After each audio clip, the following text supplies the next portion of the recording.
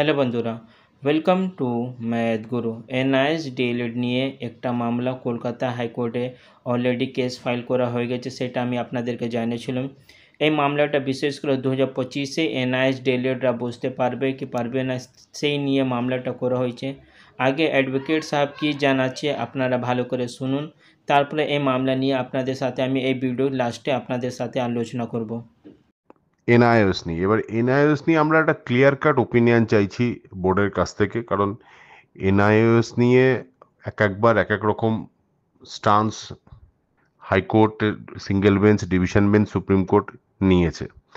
এই অবস্থায় দাঁড়িয়ে আমাদের মনে হয়েছে যে রিক্রুটমেন্ট নোটিফিকেশন, যেটা প্রাথমিক নোটিফিকেশন দিয়েছে, সেখানটাতে এনআইওএস এর কথাটা আলাদা করে বোর্ডের লেখা উচিত ছিল এবং বলা উচিত ছিল যে আমরা এনআইএসকে সুযোগ দিচ্ছি। কারণ গতবারের রিক্রুটমেন্ট নোটিফিকেশনে যেমন এনসিটি গাইডলাইন অনুযায়ী যারা যারা বৈধ তারা অংশগ্রহণ করতে পারবে, এই কথাটা উল্লেখ করা ছিল।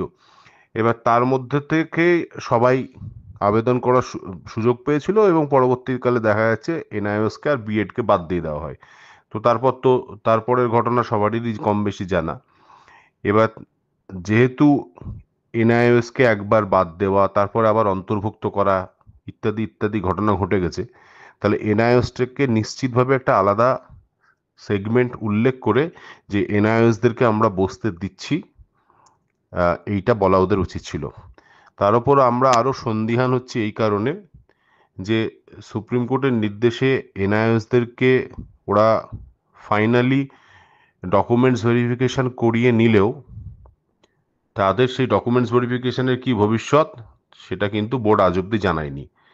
অর্থাৎ কোথায় যেন একটা অভিসন্ধি ওদের মধ্যে কাজ করছে।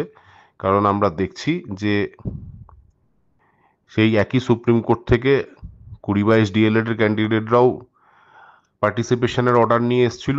তাদের পার্টিসিপেশনের বৈধতা সুপ্রিম কোর্ট দিয়েছে, সেখানে অ্যাপয়েন্টমেন্ট নিয়ে কিছু না বললেও তাদের ক্ষেত্রে বোর্ড যতটা তৎপর, এনআইওএস এর ক্যান্ডিডেটরা তাদের পার্টিসিপেশন, ডকুমেন্ট ভেরিফিকেশন এবং অ্যাপয়েন্টমেন্টের কথাও বলা ছিল সেই একই অর্ডারে, কিন্তু তাদের ভেরিফিকেশন করার পরে আজ অনেক কটা মাস কেটে গেলেও বোর্ড আর কিছু করছে না। তাহলে এক্ষেত্রে এনআইওএস নিয়ে বোর্ডের অফিসিয়াল স্ট্যান্ড কি? কারণ হচ্ছে 2020 রিক্রুটমেন্ট, যেটা 16,500, তখন তো এনআইএস নিয়ে এত বোর্ড ভেরিফিকেশনের উল্টোপাল্টা এই ডকুমেন্টসগুলো চেয়ে সেই সমস্ত ক্যান্ডিডেটদের ক্যান্ডিডেচার যাচাই করতে চাইনি। নিশ্চিতভাবে তারা ঢাল হিসেবে বলতে পারে যে আমাদের সুপ্রিম কোর্টের নির্দেশে আমরা এই ভেরিফিকেশনগুলো করছি, কিন্তু ভেরিফিকেশনটা ঠিক কোন পর্যায়ে হবে সেটাও তো সুপ্রিম কোর্ট তার আগের প্যারাগ্রাফেই নির্দিষ্ট করে দিয়েছে। তাহলে তার বাইরে গিয়ে বোর্ডের কি এই ভেরিফিকেশন করার এখতিয়ার আছে? কারণ সুপ্রিম কোর্টের যে প্যারাগ্রাফে ভেরিফিকেশনের কথাটা বলেছে, তার আগের প্যারাগ্রাফে সুপ্রিম কোর্ট বলে দিয়েছে যে কোনটা কোনটা মাপদণ্ড হওয়া উচিত ভেরিফিকেশনের ক্ষেত্রে। কারণ দুটো জিনিস এখানটাতে, এক হচ্ছে আমি ইন সার্ভিস থাকবো সেই একটা নির্দিষ্ট দিনে, এবং দ্বিতীয়ত হচ্ছে আমার 2019-এর এপ্রিলের মধ্যে এই কোর্সটা কমপ্লিশন থাকতে হবে, মানে কমপ্লিট করা থাকতে হবে। তো এই যদি বৈধতা মার্ক হয়, তাহলে সেইটা আমি ফুলফিল করছি কিনা তার জন্য বোর্ড যাচাই করুক। কিন্তু বোর্ড স্যালারি স্লিপ, তারপরে ডিএ ইত্যাদি ইত্যাদি যে চাইছে, সেগুলো বোর্ডকে কি সুপ্রিম কোর্ট চাইতে বলেছে? তো যাই হোক না কেন, সেটা একটা আলাদা ইস্যু হলেও আমি এই জন্যই বলতে চাইছি যে এনআইএস নিয়ে বোর্ডের মনোভাব আজ অব্দি পরিষ্কার হলো না। এই অবস্থায় দাঁড়িয়ে আমরা ভয় পাচ্ছি যে যে কোনো প্রকারে ওরা আমাদেরকে হয়তো আবার বাদ দিতে চাইছে। তো এটাও আমরা আজকে লিভ নিলাম, আগেরটাও লিভ নিয়েছি, আজকে এটাও লিভ নিলাম, এবং আমরা এগুলো 9 তারিখে আশা করছি শুনানি হবে, 9 তারিখে লিস্টে থাকবে। এই হলো আজকের আশা করি আপনারা পুরো ভিডিওটা দেখে নিয়েছেন, যেখানে অ্যাডভোকেট সাহেব পরিষ্কারভাবে জানাচ্ছেন এই মামলা হেয়ারিং ডেটটা 9 তারিখে অলরেডি কলকাতা হাইকোর্টে লিস্টিং হয়ে গেছে। অ্যাকচুয়ালি এক্ষুনি দুর্গা পূজা ভ্যাকেশন চলছে, কিন্তু পুরো কোর্টটা বন্ধ থাকে না, মাঝখানে কোনো জাজ সাহেব হেয়ারিংয়ের জন্য কলকাতা হাইকোর্টে আসে, আর যা এডুকেশন রিলেটেড ম্যাটার তার হেয়ারিংটা 9 তারিখে লিস্টিং অলরেডি হয়েছে, আর সেই দিনই এনআইএসডিএলের মামলা হেয়ারিংটা হবে। কিন্তু এই মামলাতে কাদেরকে যুক্ত হওয়া দরকার আছে? আমার পার্সোনাল ওপিনিয়ন আছে কি সবাইকে এই কেসের সাথে কোনো দরকার নেই যুক্ত হওয়া, কারণ অলরেডি আমি আপনাদেরকে একটা ভিডিও মাধ্যমে জানিয়ে দিয়েছি কি এনআইএসডিএলের 100% 2025-এ যখন ইন্টারভিউর জন্য ফর্ম ফিল আপ হবে সেই সময় আমরা ফর্ম ফিল আপটা করতে পারবো। পরবর্তী আমাদের নিশ্চয়ই ডকুমেন্ট ভেরিফিকেশন নিয়ে কিছু প্রবলেম হতে পারে, কিন্তু আমরা এই ফর্ম ফিল আপটা 100% করতে পারবো। তারপরেও কোনো কিছু এনআইএসডিএল ক্যান্ডিডেট আমি ভাবছি ওরা নিশ্চয়ই 2023 যারা কোয়ালিফাই করেছে এরকমই ক্যান্ডিডেট আছে, এক্স্যাক্টলি আমি জানি না, হতে পারে 22 ক্যান্ডিডেটরাও হতে পারে।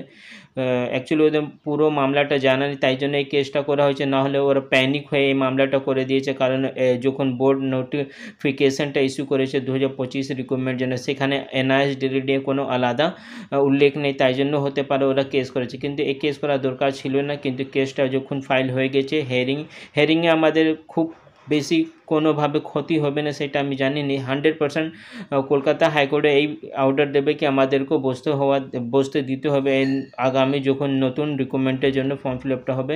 কিন্তু এই ফর্মে এই কেসের সাথে সবাইকে যুক্ত হওয়ার কোনো দরকার নেই।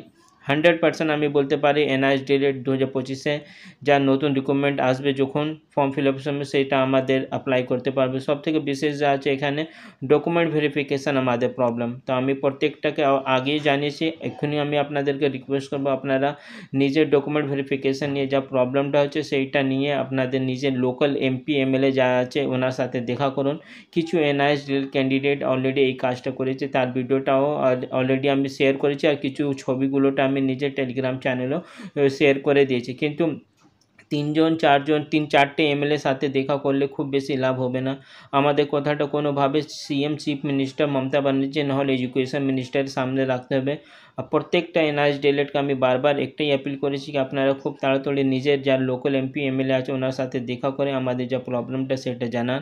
লেটার ফরম্যাটটা অলরেডি টেলিগ্রাম চ্যানেলে আমি শেয়ার করে দিয়েছি, কী ডকুমেন্টটা নিয়ে যেতে হবে সেটা অলরেডি আমি আপনাদেরকে জানিয়ে দিয়েছি। কেভিএস নোটিশ ডকুমেন্ট ভেরিফিকেশন জন্য যা ইস্যু করেছিল সেইটা, আর ওয়েস্ট বেঙ্গল প্রাইমারি বোর্ড যা ডকুমেন্ট ভেরিফিকেশন জন্য যে নোটিশটা ইস্যু করেছে সেই দুটো ডকুমেন্ট আপনারা নিয়ে যান। খুব বেশি প্যানিক হওয়া দরকার নেই। আমি আবার বলছি আমরা ইন্টারভিউতে 100% বসবো, কিন্তু ডকুমেন্ট ভেরিফিকেশন জন্য আমাদের কিছু সমস্যা হতে পারে। যারা 2022 টিচার রিক্রুটমেন্টে পার্টিসিপেট করেছিল তাদের আশা করছি এই পূজা ভ্যাকেশন পরে মানে 7 তারিখ পরে আমার যতদূর জানা আছে প্রাইমারি বোর্ডটা খুলে যাবে, তারপরে ওদের 20-22 রেগুলার ডিএলএড আর এনআইএসডিএলএড একসাথে মেরিট লিস্টে আসবে। তারপরেই আমরা ভালো করে দেখতে পারবো কি প্রাইমারি বোর্ড এনআইএসডিএলএডদেরকে কাদেরকে ভেবেছি কি এরা জেনুইন ক্যান্ডিডেট আছে যারা ডকুমেন্ট ভেরিফিকেশনে কোয়ালিফাই করেছে, আর কাদেরকে বাদ দেওয়া হয়েছে। সেই সময় আমরা বুঝতে পারবো কি কোন কোন ডকুমেন্টটা ওরা ভাবছে কি এইটা খুব গুরুত্বপূর্ণ আছে, এই ডকুমেন্টটা না থাকলে এনআইএসডিএলএড কোনো ডকুমেন্ট ভেরিফিকেশনটা কোয়ালিফাই করতে পারবে না। আমি আবার বারবার একটি জিনিস বলছি, আমরা ইন্টারভিউতে 100% বুঝতে পারবো, কিন্তু ডকুমেন্ট ভেরিফিকেশন সময় আমাদেরকে সমস্যা হবে।